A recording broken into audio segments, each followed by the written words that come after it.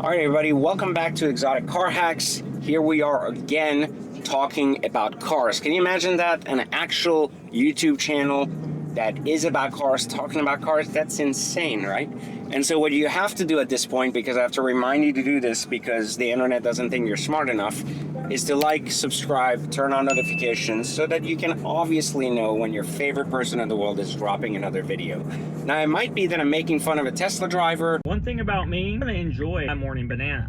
Or that I'm driving my Bugatti, but whichever side it is, you'll probably want to hear it, so make sure you do that right now. Now, on the other side of this is I am actually driving my Bugatti today, and I'm driving it because it just recently got serviced. And contrary to what most people think, it was only $4,000 for the service. That's right, it was not $50,000 like most people think. It was $4,000. Which brings me back to the point that exotic cars are significantly more affordable than you ever imagined. It's just a question of figuring out which ones to buy and make sure you can actually enjoy them without losing money, which is in the first link below this video if you want to learn how to hack cars so you no longer have to lose money on all your favorite cars. Now, here's a reality though. Owning a Bugatti is something that very few people in the world will ever get to experience. And it's a very unfortunate thing because it's a very cool experience.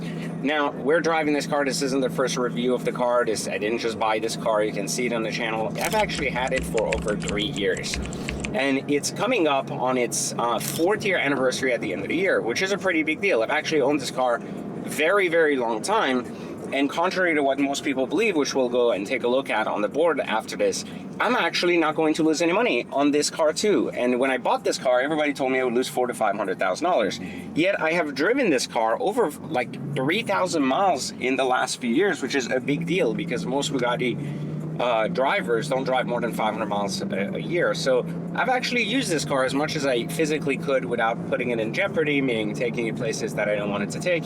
So I am here today not just enjoying it, but there's a lot about this car over the years that I've come to really enjoy. And one of the reasons you guys don't see me talk about Koenigsegg a lot or Pagani on the channel is not that I actually don't like those cars. I'm seriously looking for a Pagani now if I can find one at the right price. Remember, I only buy the value. I don't buy cheap price or salvage cars. I buy the right cars at the right cost. And I will never own a Koenigsegg because I think they're complete pieces of shit. No offense to anyone that owns one. As a car, it's just a complete piece of shit. It's always broken. I hear nothing but negative reviews from actual owners. And so for that reason, I'm not a fan of buying something that's going to be in the shop for months at a time. It's not kind of my forte. So Bugatti, though, has been really good to me. Thankfully, there's no wood in this car. Thank God, because I'd be colorblind or retarded. But in this case, knock on wood, it hasn't really been a problematic car. I've owned it for quite a long time. I haven't had a single issue with it. There was one time where it had an error code. But the experience of owning this has been quite unparalleled. Like the actual Bugatti Chiron is not only easy to afford, like meaning for a hypercar, or should I say the king of hypercars, but it's also really easy to use and drive. It doesn't have that good of a turning radius generally, but it drives very much like a Bentley on cocaine, which is what I kind of use to describe this car. It's not like a sports car.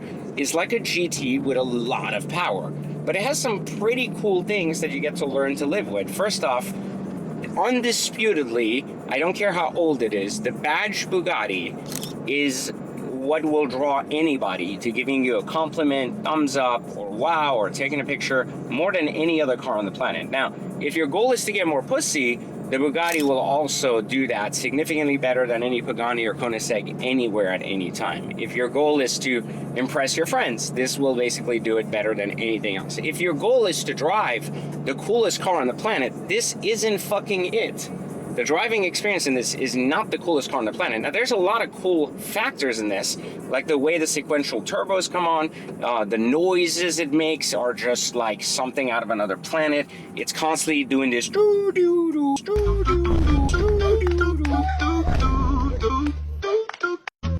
I know, like it's just, why are you laughing at me? My video guy always cracks up when I say stupid shit. But anyways, so it makes these little noises like a fax machine, but it also has like these turbos, and then you go through these modes where you can put it in like sport mode, for example, and then you hear it and it goes crazy. And look at this, like, and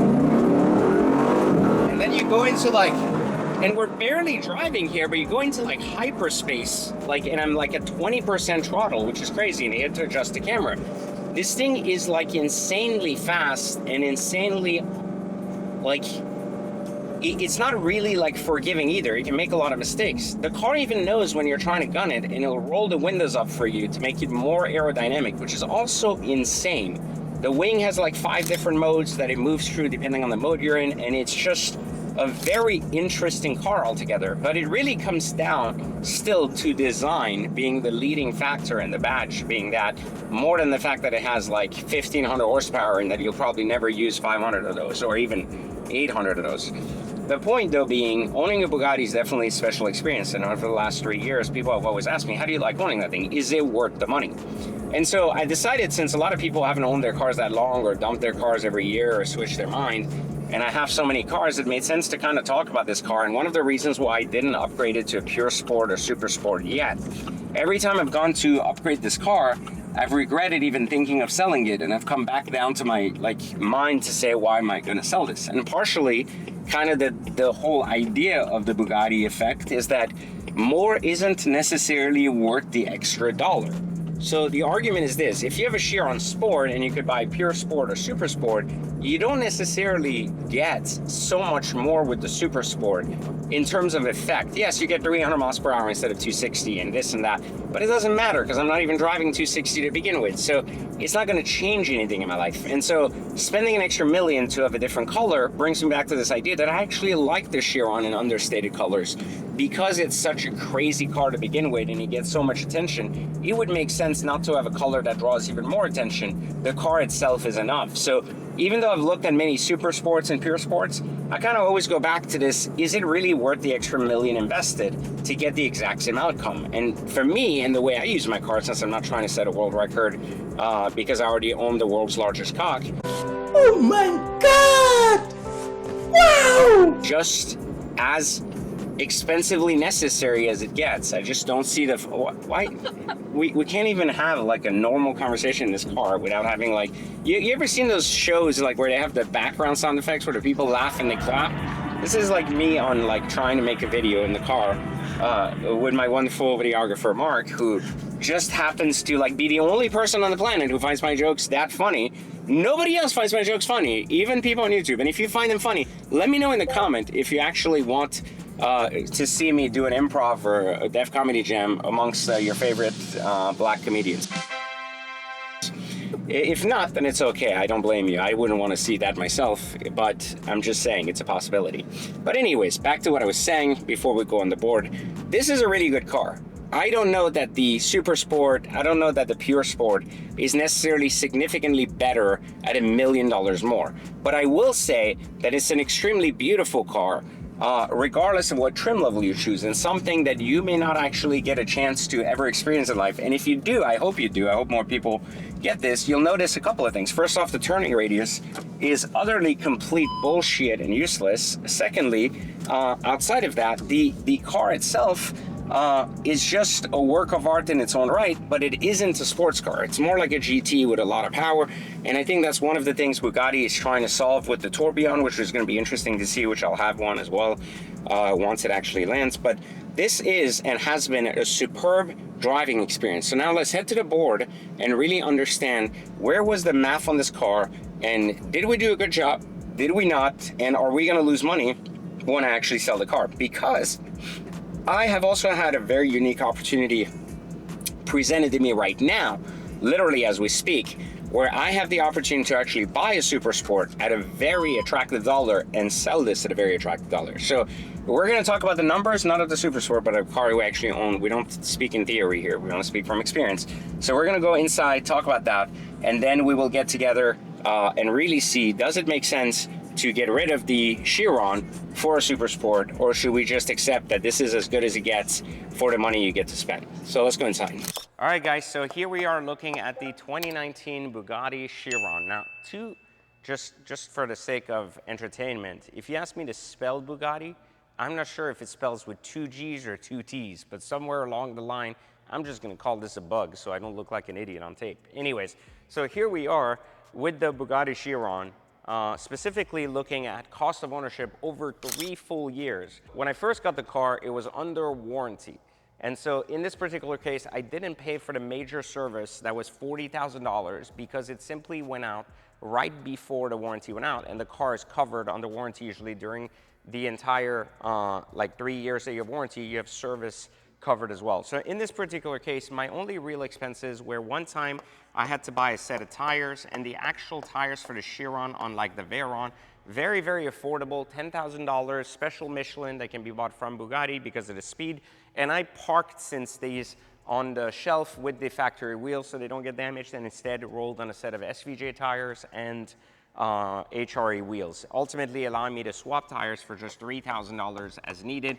I have yet to have done that, so therefore this expense did not occur yet, but this is one way to lower expenses. Secondly, I did 2 oil service. I had my last year service, which included my filters and everything else. My first service in this particular case cost $9,800. And this service was the first one out of warranty. It included cabin filters and a bunch of other things. And then my second service, which was just an oil service, just cost me $4,800. So again, not that much of a real like servicing issue. So far, we're roughly at $25,000 over 3 years in service items. Now, insurance for this car, as I've shown many times on this channel, is roughly about $6,000 a year. This is through a collector policy at Hagerty, and I found that regardless of how many cars it have, it was always around that, which equals roughly to about $500 a month, which is very affordable for a $3 million car. Now, the cost of the car itself, when I originally bought it, was $2.93 million, which I thought was a very good deal at the time. The car was listed from $3.5 million, and using the principles in my own course, I brought it down to $2.93 million.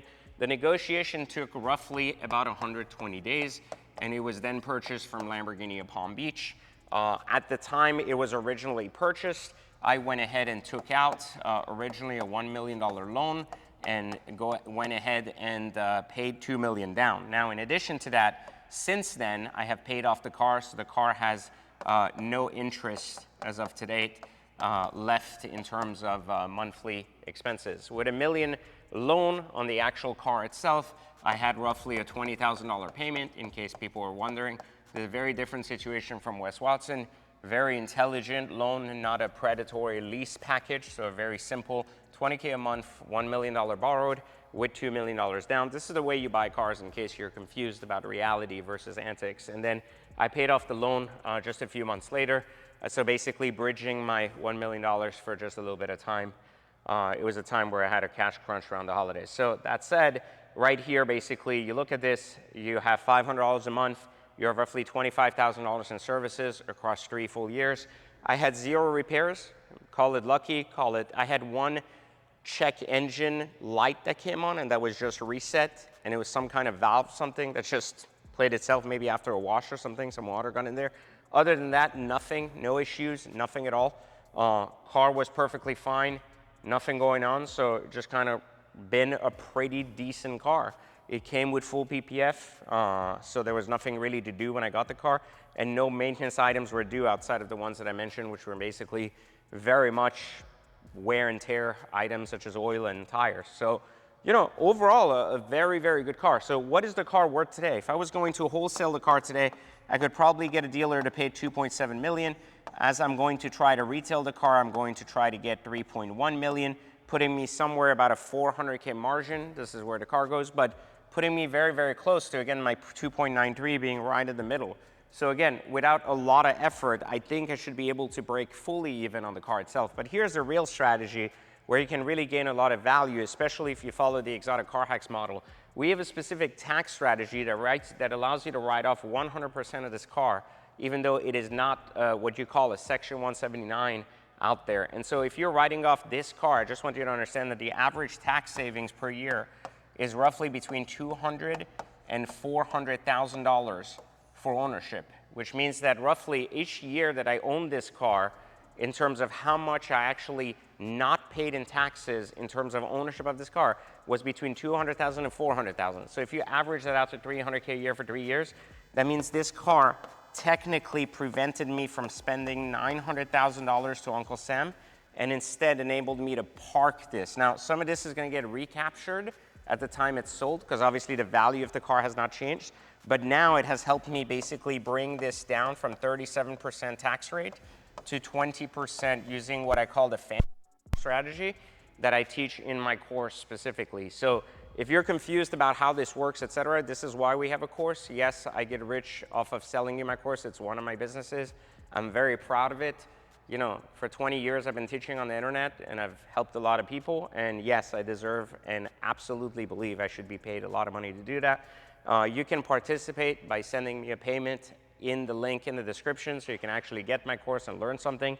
And just imagine being able to take that kind of tax saving and saving that and just all of that off of a, what, $400 course, and somehow there's still a jerk off on the internet that thinks that's not worth it. But anyways, let's going back to this. I get to my comedy moments for a minute here. So significant opportunity, generally speaking here, on the money if you actually understand how to do this. This is one of the key principles that people that don't own these cars don't understand, that there is a significant opportunity for money management within your business by doing this and ultimately protecting the cash. And so a lot of times when people say that doesn't make sense why someone would pay $3 million for a car, I just gave you $900,000 in reasons that basically this makes a lot of sense regardless of what these maintenance items are. So when you're poor, you typically think in your mind of the way you look at the world is through your own lens, which is the basics of how you function in a normal car, the maintenance, the cost, etc., as money that leaves.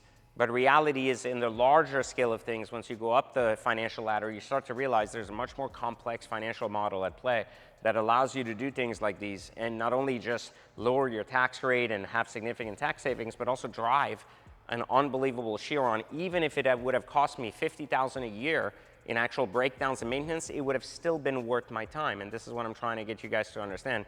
There's so much value in understanding your principles taught at Exotic Car Hacks. So this is the math behind my car. I have a pretty good opportunity right now to buy a very good deal on a Bugatti Supersport. So I may or may not take that, but as of this exact moment, I have not decided to do so yet.